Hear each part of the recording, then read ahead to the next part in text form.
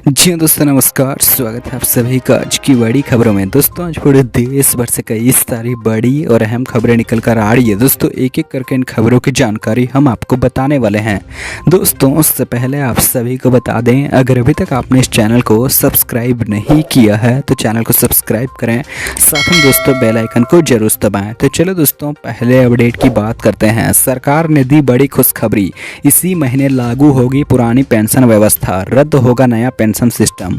जी हाँ दोस्तों, पुरानी पेंशन व्यवस्था यानी कि ओल्ड पेंशन स्कीम को लागू करने के लिए देश भर में बहस छिड़ी हुई है। इसी बीच ओल्ड पेंशन स्कीम को लेकर बड़ी खबर सामने आ रही है। दोस्तों आप सभी को बता दें कि देश में कई राज्यों ने पुरानी पेंशन व्यवस्था को लागू किया जा रहा है। दोस्तों आपको बता दें, वहीं कई राज्यों में आज भी नई पेंशन व्यवस्था को रद्द करके पुरानी पेंशन व्यवस्था की बहाली की मांग की जा रही है। दोस्तों आपको बता दें, हिमाचल के सीएम सुखविंदर सिंह सुक्खू ने कहा है कि इस महीने हमारी कैबिनेट यानी गठित हो जाएगी और इसके बाद सबसे पहले कैबिनेट मीटिंग में हम ओल्ड पेंशन स्कीम को लागू कर देंगे, जिससे लाखों कर्मचारियों को बड़ा फायदा मिलेगा। दोस्तों आपको बता दें कि कैबिनेट पर विचार करते हुए उन्होंने अपने फैसले को सभी के सामने पेश किया है, जिसका विस्तार जल्द ही किया जाएगा।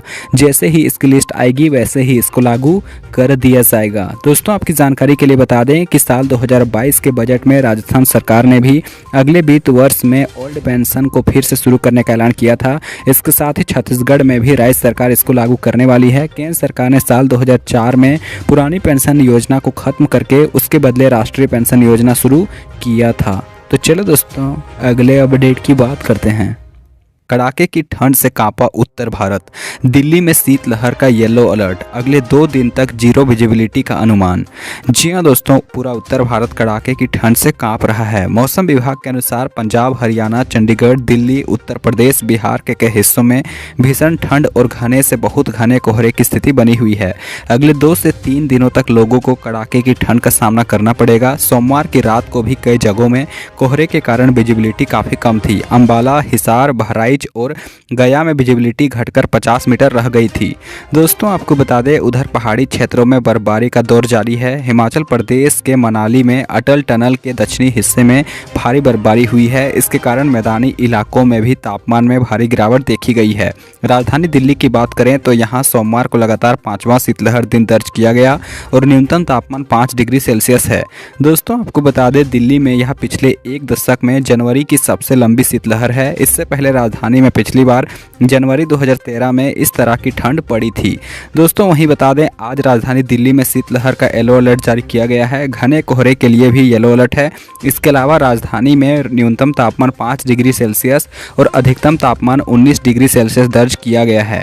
दोस्तों आपको बता दें, कोहरे का असर यात्रियों की आवाजाही पर भी पड़ रहा है। राष्ट्रीय राजधानी में कोहरे और ठंड के कारण कुछ फ्लाइट लेट हुई हैं। इनमें दिल्ली काठमांडू, दिल्ली जयपुर, दिल्ली शिमला, दिल्ली देहरादून, दिल्ली चंडीगढ़, कुल्लू जाने वाली फ्लाइट्स शामिल हैं।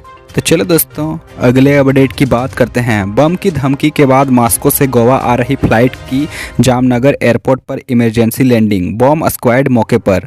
जी हाँ दोस्तों, मास्को से गोवा आ रही फ्लाइट की बम की धमकी के बाद सोमवार को गुजरात के जामनगर एयरपोर्ट पर इमरजेंसी लैंडिंग कराई गई है। दोस्तों आपको बता दें, 200 से ज़्यादा यात्रियों को लेकर आ रही फ्लाइट में संदिग्ध पदार्थ होने के चलते इमरजेंसी लैंडिंग कराई गई। लोकल पुलिस, एम्बुलेंस और बम स्क्वाड मौके पर मौजूद हैं। तो चलो दोस्तों अगले अपडेट की बात करते हैं। बूस्टर डोज को अगले हफ्ते मिल सकती है मंजूरी, जानिए ओमिक्रॉन पर कितनी है असरदार।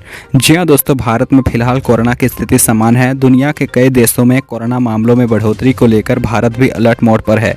इसी को देखते हुए देश भर में एक बार फिर से वैक्सीनेशन पर पूरी तरह से फोकस किया जा रहा है। अच्छी खबर यह है कि कोवोवैक्स वैक्सीन को अगले हफ्ते बूस्टर डोज के रूप में मंजूरी मिल सकती है। दोस्तों आपको बता दें, भारत के ड्रग रेगुलेटर का एक एक्सपर्ट पैनल अगले हफ्ते सीरम इंस्टीट्यूट ऑफ इंडिया की तरफ से बनाई गई कोविड-19 वैक्सीन कोवोवैक्स को बूस्टर डोज के रूप में इस्तेमाल करने पर विचार कर सकता है। केंद्र सरकार के एक अधिकारी ने बताया है कि कोवोवैक्स को प्रतिबंधित उपयोग के लिए पहले ही मंजूरी दे दी गई है और बूस्टर के रूप में इसके इस्तेमाल पर अगले हफ्ते होने वाली बैठक में चर्चा की जा सकती है। दोस्तों आपको बता दें, खुद मुख्य कार्यकारी अधिकारी आदार पूनावाला ने पुणे में एक कार्यक्रम के दौरान कहा था कि कोवोवैक्स टीके को जल्द ही मंजूरी मिल सकती है। यह वैक्सीन कोविशील्ड की तुलना में कोरोना वायरस के ओमिक्रॉन वेरिएंट के खिलाफ बहुत अच्छी तरह से काम करता है। उन्होंने बताया है कि केंद्र सरकार के पास आपूर्ति के लिए टीके का पर्याप्त भंडार है। तो तो चलो दोस्तों अगले अपडेट की बात करते हैं। एमपी में पेट्रोल डीजल के दाम अपडेट, जाने आज भोपाल जयपुर समेत प्रमुख शहर में क्या है रेट। जी हां दोस्तों, सरकारी तेल कंपनियों ने हर दिन की तरह आज भी पेट्रोल और डीजल के रेट सुबह 6 बजे जारी कर दिए हैं। दोस्तों आपको बता दें, इस बीच मध्य प्रदेश में आज 10 जनवरी इनके दाम में कोई परिवर्तित नहीं हुआ है। मध्य प्रदेश में आज पेट्रोल डीजल के रेट बिना बदलाव के बाद जो है 109 रुपये 62 पैसे प्रति लीटर, वहीं डीजल की बात करें तो 94 रुपये 81 पैसे प्रति लीटर के हिसाब से बिक रहा है।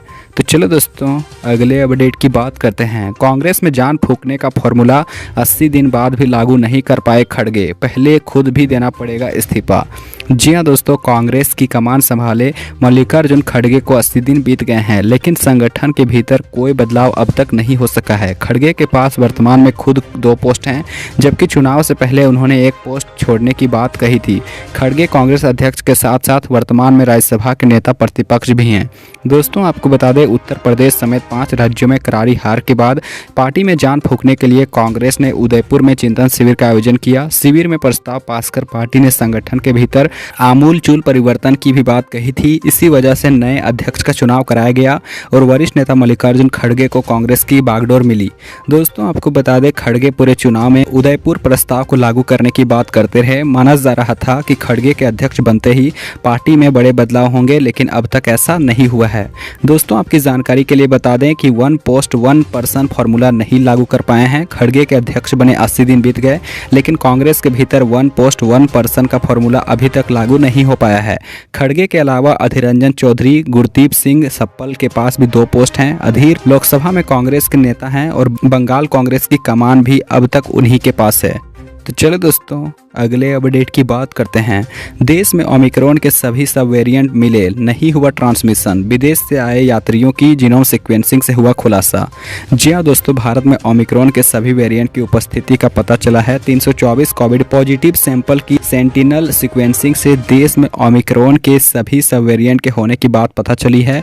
हालांकि जहां ये वेरिएंट मिले हैं उन क्षेत्रों में कोई मृत्यु दर या मामला में वृद्धि की सूचना नहीं मिली। दोस्तों आपको बता दें, 29 दिसंबर 2022 से 7 जनवरी 2023 तक एकीकृत रोग निगरानी कार्यक्रम यानी कि IDSP सेंटिनल साइटों ने सीक्वेंसिंग के लिए 22 भारतीय SARS-CoV-2 जीनोम सीक्वेंसिंग कंसोर्टियम प्रयोगशालाओं में 324 कोविड पॉजिटिव सैंपल भेजे थे।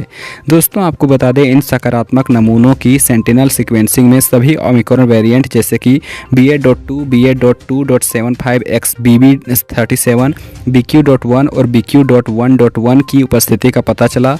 जहां ये वेरिएंट मिले वहां मृत्यु दर नहीं बढ़ी है, साथ ही ट्रांसमिशन भी नहीं हुआ है। तो चलो दोस्तों अगले अपडेट की बात करते हैं। आतंकवादियों की खैर नहीं, गांव वालों को हथियार चलाने की ट्रेनिंग देने जा रही है CRPF। जी हां दोस्तों, आतंकवादियों का मुकाबला करने के लिए CRPF अब जम्मू कश्मीर के गांव वालों को हथियार चलाने की ट्रेनिंग देने जा रही है। जम्मू कश्मीर के राजौरी में आतंकवादियों की बड़ी टारगेट किलिंग के बाद सरकार ने यह फैसला लिया है। दोस्तों आपको बता दें, CRPF के उच्च पदस्थ सूत्रों के मुताबिक जब